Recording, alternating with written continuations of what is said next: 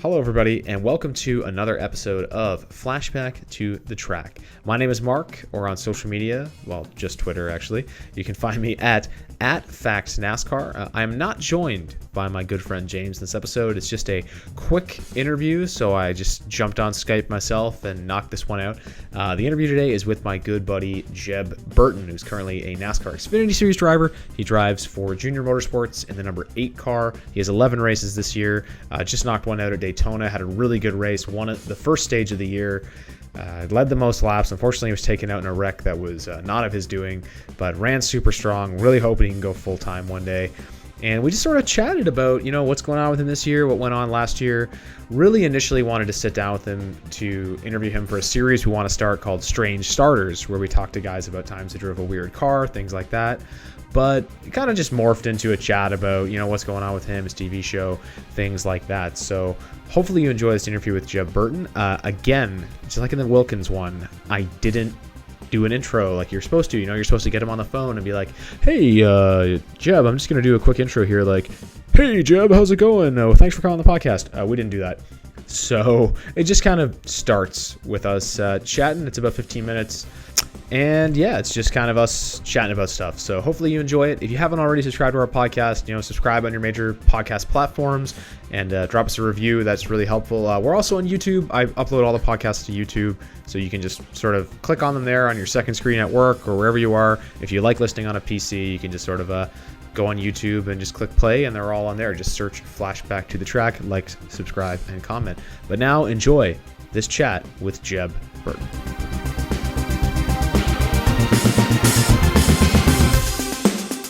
First off, how you doing, man? How you feeling 5 days after the weekend? I'm doing good. Just a little frustrated still, and thinking about what could have been. But I did everything that I could behind the wheel, and couldn't help for what happened behind me, and somebody hit me the wrong way. So I've analyzed it, and I thought about everything I could have done different coming to pit road and stuff like that. And looking back on it, there was nothing else I could do. The 9 car was going to beat me off pit road no matter what, because they had to take less fuel, and they were just looking at me when I came off the jack, and they were going to go before me. So it's nothing we could have done different for the outcome. We could have had a little bit different restart. Maybe that would have helped us some, but overall, it's not much we can change, and just got to move on. Yeah. So obviously, you're back this year doing 11 races with JRM. But the reason that I wanted to have you on is we're kind of starting to do this thing where I coined this term with my Twitter account, Strange Starters, where we talk about people who drove weird cars at weird times and, things maybe people forgot.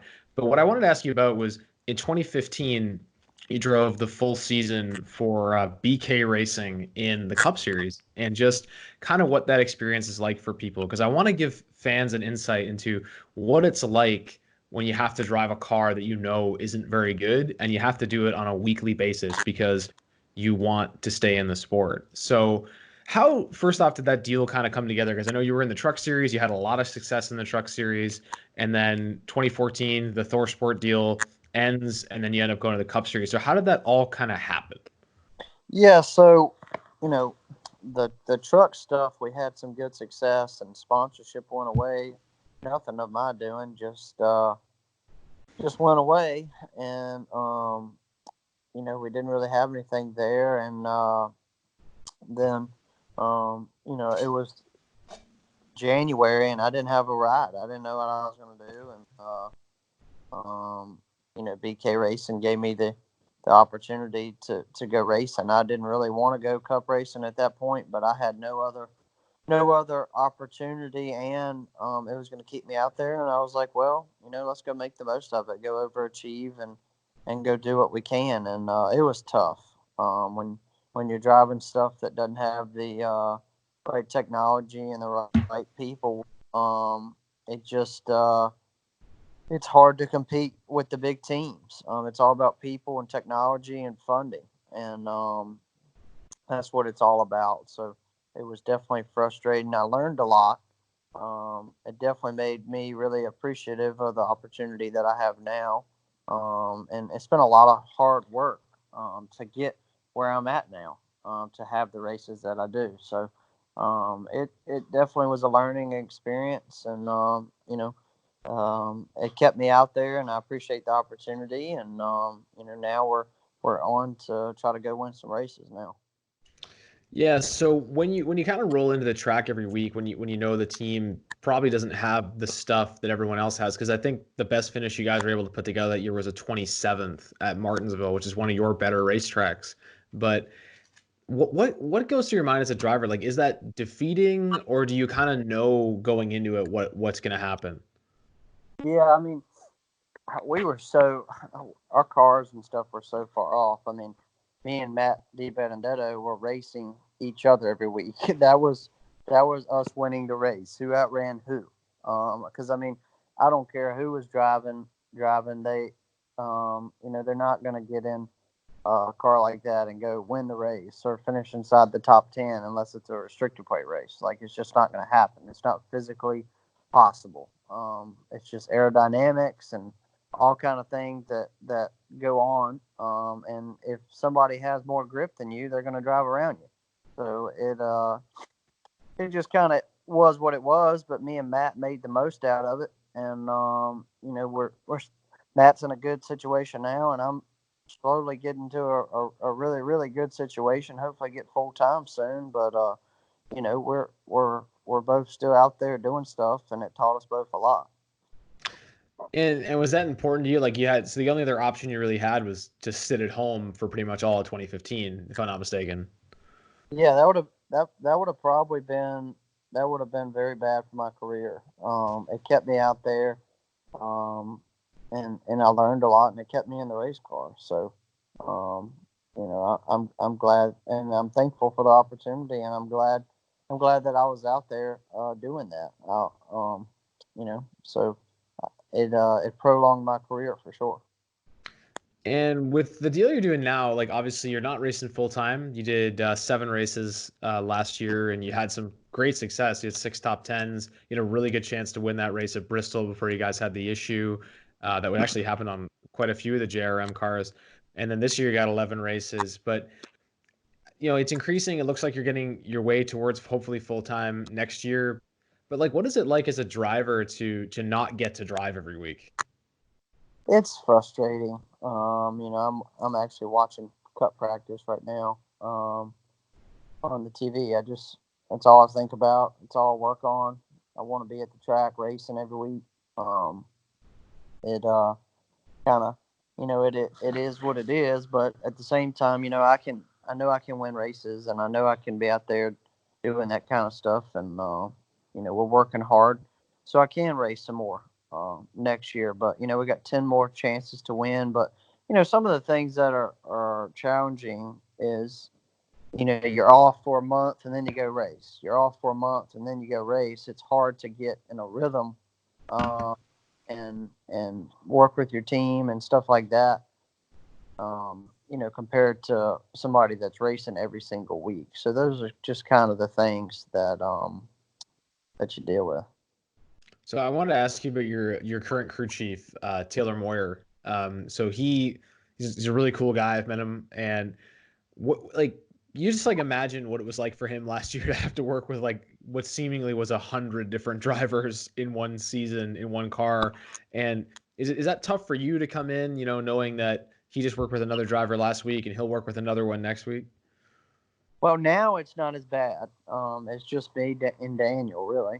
Dale's running one race, but that's just one weekend. So really, it's just me and Daniel that he's working with. So it's making his job a little easier, and the guys are working so we can win some races this year. So I think it definitely is beneficial for Taylor just having two guys as well. And you know, is it harder for you to get up to speed though when you get to the track, if it's been, because when you get to Texas it'll be what, five or six races since you've raced. Like, Do you do anything in between there, like a track day or anything like that, to try and get that sort of sensation of speed back? I wish. You're not allowed to test or anything like that. So, there's really no opportunity for any of that stuff. But, you know, um, it kind of, I know what I need in the car when I get there, and it's just kind of a process to get it there. And the other thing is for me to have that, like you said, that speed right out the gate is coming from the guys working really hard at the shop preparing the car, and then two, I've raced there 2 times last year, so I have some notes in a notebook for that track last year, so that helps me a whole lot. And some of the other stuff you have going on, you did some truck racing last year as well for Nice, a couple of races. Are you going to do any more? Are we going to see you in anything else this year, or are you just going to do the junior motorsports thing? Yeah, I'm gonna announce some truck races that I'm gonna do here in a couple weeks. So we're still working on that. So I'll be doing a couple races this year.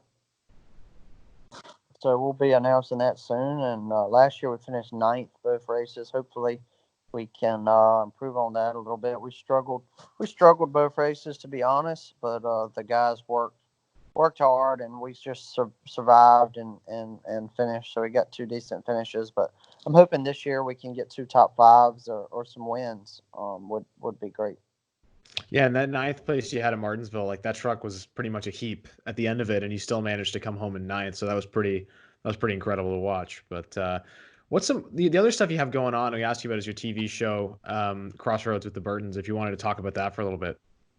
Yeah. So when I'm not racing, I'm either doing something with Dad's Warbird Wildlife Foundation or with Crossroads. So Crossroads, we started to really show our love and passion for hunting and conservation and being in the outdoors, and then also behind the scenes with the racing in my racing career. So it's a lot going on, and shows a lot of things behind the scenes with Dad and I, and it's been growing, and it's been a lot of fun.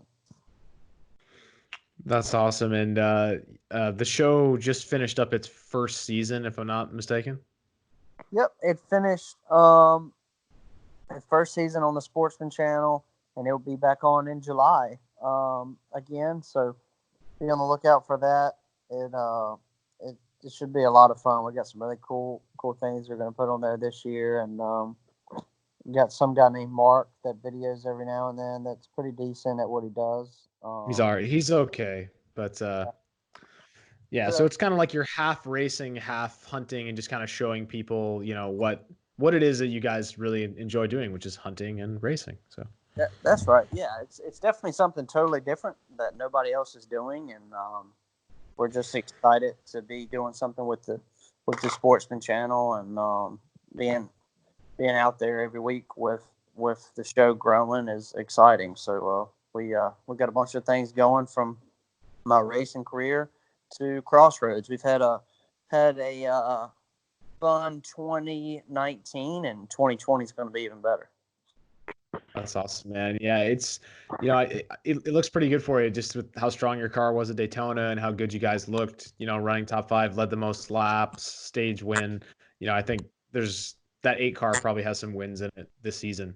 So I think it looks like it's going to be a pretty good year for you, man. And we're all pulling for you to get a full-time ride. We think we're going to start a hashtag for you on Twitter. Get Jeb a full-time ride, because you do. We all feel like you really deserve one, man. So you've been working really hard. So, and really appreciate you coming on to chat, man. Even if it's Yeah, just for a few minutes, it's yeah, nice it's nice to talk. I appreciate it. Yeah, we're working hard. I got some good partners that are behind me trying to make it happen. So we're working hard. I think next year we'll have even more funding for more races, and we're still not where we need to be full time, but we're working, and you know every little bit helps. And the last thing I want to ask you is like sons of legendary race car drivers. We've got lots of like NASCAR is a generational sport. Like we've got, you know, every generation of driver, Dale Earnhardt Jr., and we've got Ryan Blaney. We've got all these drivers who are sons of other great drivers. And I feel like you've always kind of flown under the radar as the son of the legendary Ward Burton. And How has that been for you in the sport, like coming up as Ward Burton's son? You know what I mean? Yeah, I think for me, I'm not out there racing full time, so they don't really blast that stuff like they do the others. But you know, I am my own person, and you can only ride on your dad's shoulders for so long. And for me, I'm kind of glad I'm not in that spotlight.